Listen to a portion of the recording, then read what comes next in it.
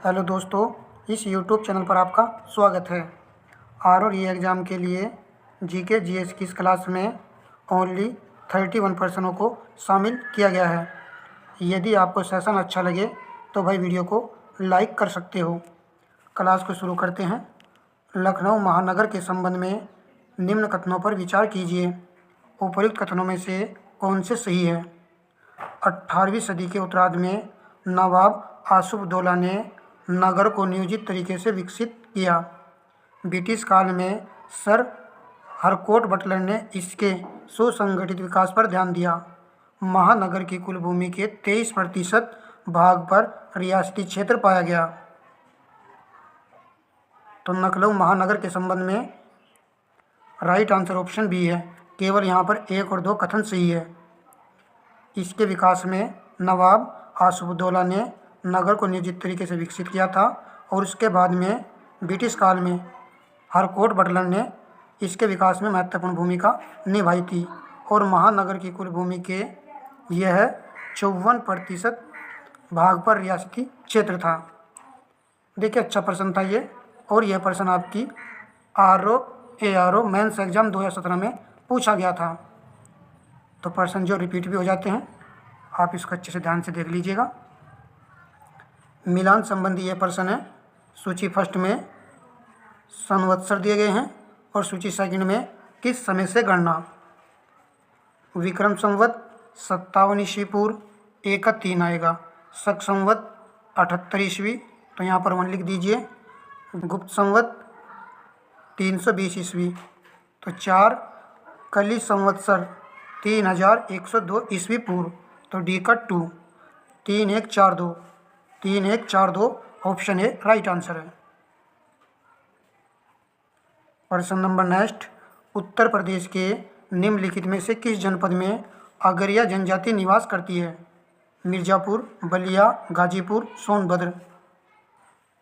तो right answer option D है। सोनभद्र जिले में अगरिया जनजाति, पहरिया जनजाति सोनभद्र जिले में निवास करती है। प्रश्न हमने आपको ये करा रखा है अच्छे से। नेक्स्ट प्रश्न। जैनुल आबदीन के संदर्भ में निम्नलिखित कथनों में कौन सा असत्य है? इसने सती प्रथा को कश्मीर में पुनः अनुमति प्रदान की थी। वह फारसी में कुतुब के उपनाम से कविताएं लिखता था। तो राइट आंसर ऑप्शन डी है। न तो 1 और न ही 2 असत्य है, क्योंकि यहाँ पर दोनों ही कथन सत्य हैं। यदि आपने पिछला सेट लगाया होगा तो आप समझ गए होंगे कि हमने ये प्रश्न आपको करा दिया है। वहाँ पर कई सारे पॉइंट दिए हुए थे और हमने आपको बताया था कि यह फारसी में कुतुब के उपनाम से कविताएं लिखता था। तो भाई प्रश्न जो है प्रश्नों में से ही बनते रहते हैं। आप अच्छे से क्लास को लगाया कीजिए। जब प्रश्न बार बार आपके सामने आएंगे तो आपकी एक अच्छी तैयारी हो जाएगी। ओबरा ताप विद्युत संयंत्र के संदर्भ में निम्नलिखित कथनों में से कौन से सही हैं? इसका निर्माण 1967 में किया गया था। यह फ्रांस के सहयोग से प्रारंभ हुआ था। तो कूट के माध्यम से राइट आंसर चुनना है। केवल यहाँ पर ऑप्शन ए वाला राइट आंसर है। ओबरा ताप विद्युत परियोजना आपके सोनभद्र जिले में है और इसको दोस्तों किसके सहयोग से प्रारंभ किया गया था? रूस के सहयोग से इसको प्रारंभ किया गया था। नेक्स्ट प्रश्न देखिए। जनगणना 2011 के अनुसार उत्तर प्रदेश से संबंधित निम्नलिखित कथनों पर विचार करें। उत्तर प्रदेश में महिला साक्षरता दर 57.2% है। उत्तर प्रदेश के कार्यबल में महिलाओं की सहभागिता दर 16.75% है। असत्य कथन है। तो राइट आंसर ऑप्शन डी है। न तो 1 और न ही 2 यहाँ पर असत्य हैं, क्योंकि दोनों ही कथन सत्य हैं। उत्तर प्रदेश की साक्षरता दर आप सभी जानते हो 67.7% है। देखिए, महिला का यहाँ पर दे दिया है और पुरुष साक्षरता कितनी है? 77.3% है। नेक्स्ट प्रश्न हम देखते हैं। भारत आने वाले विदेशी यात्री निकोलो कांटी के संबंध में कौन से कथन सही नहीं है? विजयनगर आने वाला प्रथम विदेशी यात्री था। यह स्पेन का निवासी था। तो यह तो सही नहीं है, क्योंकि यह इटली का निवासी था। यह विजयनगर के शासक देवराय द्वितीय के शासनकाल में भारत आया था। यह पॉइंट भी सही नहीं है, क्योंकि यह देवराय प्रथम के शासनकाल में भारत आया था। इसने विजयनगर कालीन दास प्रथा का विस्तृत वर्णन किया था। तो यहाँ पर जो है सही सुमेलित नहीं है, पॉइंट नंबर 2 और पॉइंट नंबर 3। तो ऑप्शन है यहाँ पर राइट आंसर है। तो विजयनगर आने वाला यह प्रथम विदेशी यात्री था निकोलो कांटी, और इसने जो है दास प्रथा का विस्तृत वर्णन किया था। चलिए नेक्स्ट प्रश्न लगाते हैं। निम्नलिखित में कौन मानव विकास सूचकांक का तत्व नहीं है? निर्धनता रेखा से नीचे के लोगों की संख्या, शिक्षा, जीवन प्रत्याशा, प्रति व्यक्ति आय। तो आपने प्रश्न का उत्तर चुन लिया होगा, ये यहाँ पर राइट आंसर है। ये वाला तत्व इसमें शामिल नहीं है, जबकि नीचे के तीनों तत्व जो है मानव विकास सूचकांक के तत्व हैं, और यह प्रश्न जो बार बार परीक्षा में बनता है। नेक्स्ट प्रश्न देखिए, सूची फर्स्ट को सूची सेकंड सम्मिलित करें। नीचे दिए गए कूट की सहायता से सही उत्तर चुनिए। हेमचंद, कुमारगुप्त, ए का 4 आएगा। हरिसेन, समुद्रगुप्त, तो बी का 2। जयदेव, लक्ष्मण सेन, सी का 3। बाणभट्ट, हर्ष, तो डी का 1। 4, 2, 3, 1 ऑप्शन है राइट आंसर है। प्रश्न नंबर नेक्स्ट, निम्न में से किस एक से समावेशित विकास को बढ़ाने की आशा नहीं की जाती है? राष्ट्रीय आय की ऊंची वृद्धि दर, ग्रामीण विकास, कृषि विकास, कृषकों को पर्याप्त साख। तो ये यहाँ पर राइट आंसर है। राष्ट्रीय आय की ऊंची वृद्धि दर से समावेशित विकास को बढ़ाने की आशा नहीं की जा सकती, क्योंकि यह विकास अवधारणा है। तो जो तीनों पॉइंट हैं इनको नोट कर सकते हो। इस समावेशित विकास में इनकी आशा की जा सकती है। निम्नलिखित में कौन सुमेलित नहीं है? नाग प्रति टैंक प्रक्षेप स्तर, त्रिशूल सतह पर प्रक्षेप स्तर, पृथ्वी सतह से वायु प्रक्षेप स्तर, पिनाक हल्का वायु युद्धक। तो सही सुमेलित ऑप्शन है यहाँ पर। नाग जो है आपका प्रति टैंक प्रक्षेप स्तर है। त्रिशूल यह सतह से वायु में वार करने वाला स्तर है, और पृथ्वी सतह पर इसकी मारक क्षमता होती है। पिनाक हमने कल ही बताया था आपको, यह एक मल्टी बैरल रॉकेट लॉन्चर है। चलिए नेक्स्ट प्रश्न देखते हैं। निम्न पर विचार कीजिए। उपरोक्त में से कौन सी या कौन से वैश्विक ताप के प्रभाव को इंगित करते हैं? सागरीय जल में उठान, मौसमी दशाओं में परिवर्तन, हिमानी का पिघलना। तो डी राइट आंसर है। उपरोक्त सभी यहाँ पर सही है।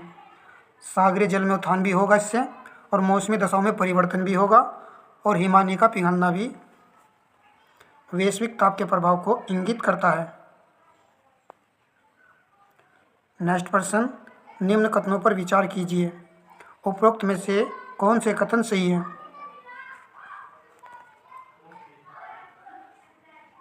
भारतीय वन्यजीव संस्थान की स्थापना 1982 ईस्वी में देहरादून में की गई थी। तो भारतीय वन्यजीव संस्थान कहाँ पर है? देहरादून में है। यह पर्यावरण, वन एवं जलवायु परिवर्तन मंत्रालय के अंतर्गत एक स्वतंत्र निकाय है। तो सही बात है। तो यहाँ पर राइट आंसर था ऑप्शन सी, क्योंकि ये दोनों ही पॉइंट सत्य लिखे हुए हैं।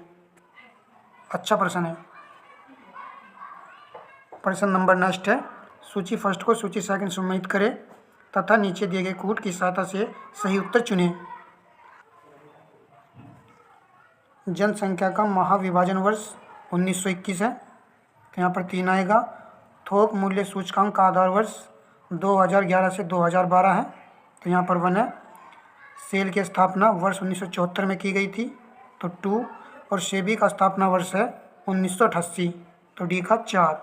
3, 1, 2, 4, तो 3, 1, 2, 4 ऑप्शन सी राइट आंसर है। चोल प्रशासन में वली क्या और क्या थी? भूमि माप की इकाई सोने का सिक्का, ब्राह्मणों को दिए जाने वाला भूदान, सैन्य इकाई की टुकड़ी।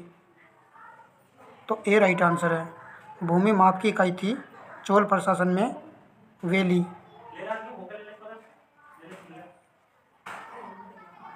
नीचे दो कथन दिए गए हैं, एक को अभिकथन है और दूसरे को कारण आर कहा गया है।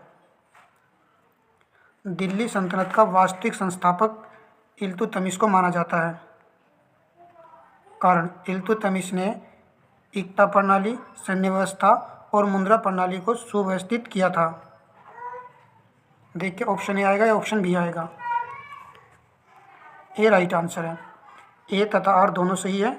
आर ए की सही व्याख्या करता है। इल्तुतमिश को ही दिल्ली का वास्तविक संस्थापक माना जाता है और इसने सैन्य व्यवस्था और मुद्रा प्रणाली को सुव्यवस्थित तरीके से प्रारंभ किया था। तो सही व्याख्या जो है कर रहा है। इसी प्रकार के प्रश्न आपको आर में देखने को मिले थे, तो इन पर जरूर फोकस रखना है। नेक्स्ट प्रश्न, भारत की जनगणना 2011 के अनुसार राज्यों में से किस में शिशु जनसंख्या का प्रतिशत लगभग ग्रामीण क्षेत्रों में न्यूनतम है? इस तरह के प्रश्न कठिन लेवल पर पूछ ले जाते हैं, तो यहाँ पर इन चारों का आपको ज्ञान होना चाहिए।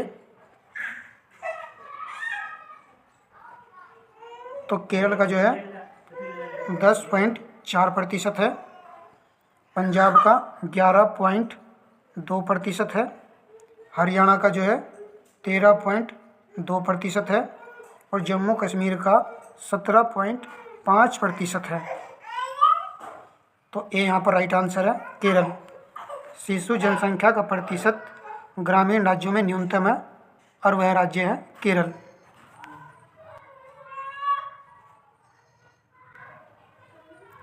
प्रश्न नंबर 17, जनगणना 2011 के अनुसार देश की कुल सलम जनसंख्या में उत्तर प्रदेश की भागीदारी है 11%, 9.8%, 15%, 9.5%। तो डी राइट आंसर है, 9.5% है। नेक्स्ट प्रश्न, रानीपुर वन्यजीव विहार अवस्थित है?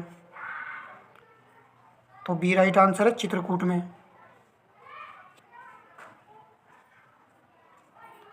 भारत के विभिन्न दर्रों को उत्तर से दक्षिण के क्रम में व्यवस्थित करें। कूट के माध्यम से सही उत्तर चुनें। सीप किला दर्रा, बाड़ा लाचा दर्रा, बांगला दर्रा, खारदुंगला दर्रा। तो उत्तर से दक्षिण के क्रम में इनको व्यवस्थित करना है। सबसे उत्तर में आएगा खारदुंगला दर्रा। यह दर्रा आपका लद्दाख में है। और बांगला दर्रा यह भी लद्दाख में है। लद्दाख में आपको देखने को मिलेगा खारदुंगला दर्रा, यहाँ पर उसके जस्ट नीचे ये वाला दर्रा आपको देखने को मिलेगा। और फिर आपको बाड़ा लाचा दर्रा, फिर सीप किला, इस प्रकार के नक्शे में आपको यहाँ पर देखने को मिल जाएंगे। तो राइट आंसर ऑप्शन ए है यहाँ पर। 4, 3, 2, 1। नेक्स्ट प्रश्न, सूची फर्स्ट को सूची सेकंड सम्मिलित करें तथा नीचे दिए गए कूट की सहायता से सही उत्तर चुनिए। सूची फर्स्ट में फल सब्जी दी गई हैं और सूची सेकंड में प्रजाति यहाँ पर दी गई है। धान की प्रजाति है जया, तो ए का 2 आएगा। चना की प्रजाति है सम्राट, बी का 1 आएगा। आम की प्रजाति है सिंधु, तो सी का 3। और पपीता की प्रजाति है पूषा, तो डी का 4। 2, 1, 3, 4। ऑप्शन सी राइट आंसर है। सिंधु आम की प्रजाति होती है जो कि बीज रहित होती है। नेक्स्ट प्रश्न देखिए, निम्न में से कौन सा कथन असत्य है? असत्य कथन का यहाँ पर हमको चयन करना है।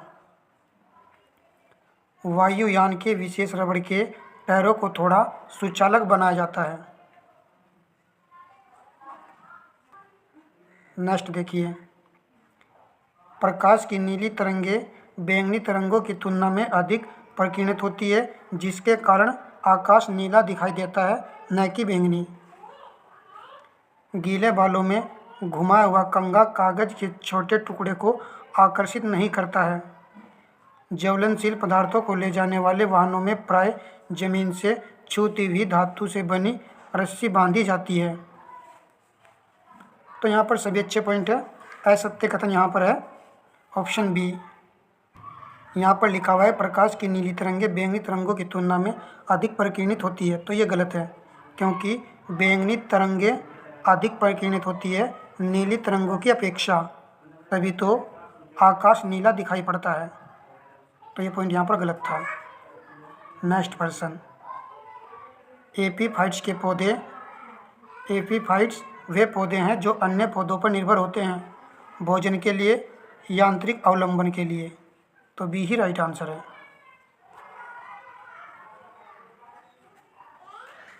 प्रायद्वीपीय भारत की सभी प्रमुख नदियां बंगाल की खाड़ी में गिरती हैं, परंतु नर्मदा तथा ताप्ती नदियां अरब सागर में गिरती हैं। तो भाई सही पॉइंट है, नर्मदा ताप्ती नदियां विमरस घाटी से होकर बहती हैं। तो यह भी पॉइंट सही है। नीचे दिए गए कूट से सही उत्तर चुनें। देखिए सही वाक्य कर रहा है या नहीं कर रहा है, तो दोनों में से एक आंसर है। तो ए चुनने वाले विद्यार्थियों का राइट आंसर है। इसी प्रकार के प्रश्नों को अच्छे से लगाना है। ए और दोनों सही है, आर ए की सही व्याख्या कर रहा है।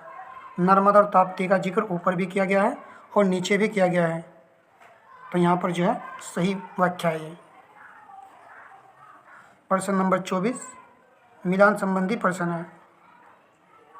तांबा खेती, खेती राजस्थान में है, एक अच्छा आएगा। गैस प्लांट औरैया में है, तो यहाँ पर 2 आएगा।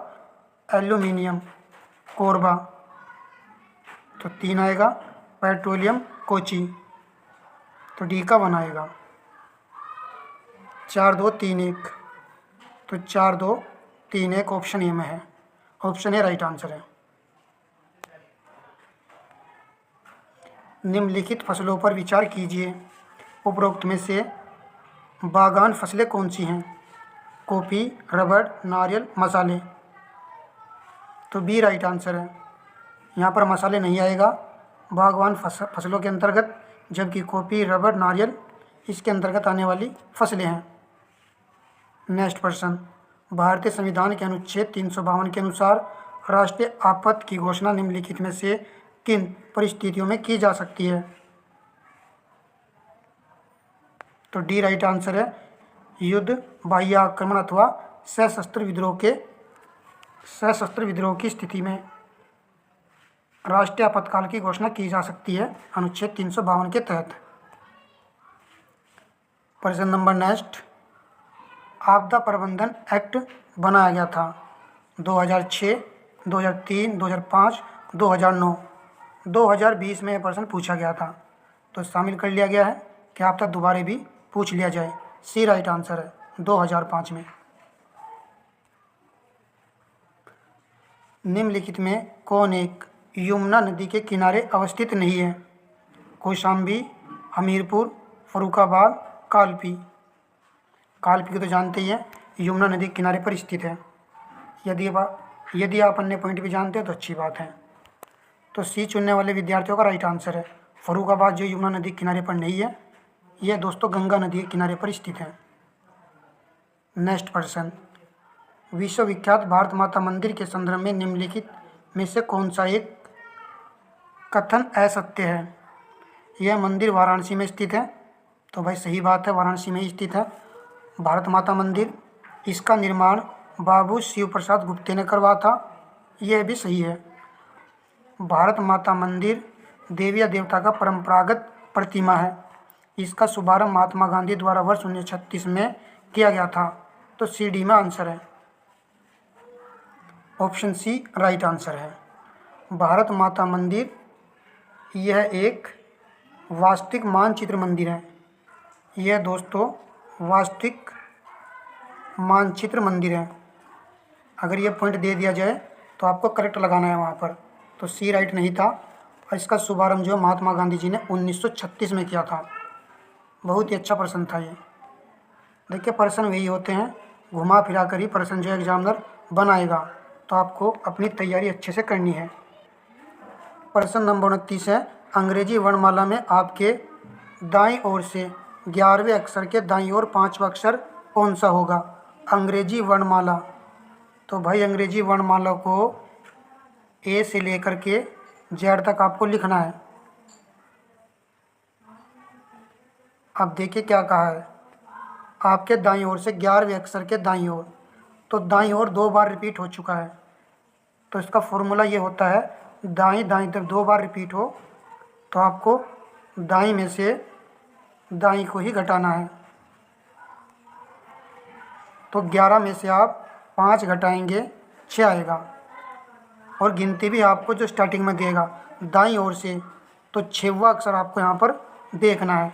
अब दाएं हमारा इधर होता है, इधर से 6वां अक्षर देख लीजिए। यहाँ पर जेड, यहाँ पर वाई, यहाँ पर एक्स, यहाँ पर डब्लू, यहाँ पर वी और यहाँ पर यू आएगा आपका, U V W X Y Z. तो छठा आपका यू बन रहा है। तो आपका आंसर हो गया है ऑप्शन बी, छठवां अक्षर जो है यू है। तो कई मेथड हो सकते हैं, जो आपको अच्छा लगे उससे आप कर सकते हो। प्रश्न नंबर 30 है। यहाँ पर कहा गया है, यदि 4 2 6 7 को 10 लिखा जाता है और 3 3 7 4 को 9, तो 4 2 5 5 को क्या लिखा जाएगा? तो प्रश्न चिन्ह के स्थान पर कौन सी संख्या आएगी?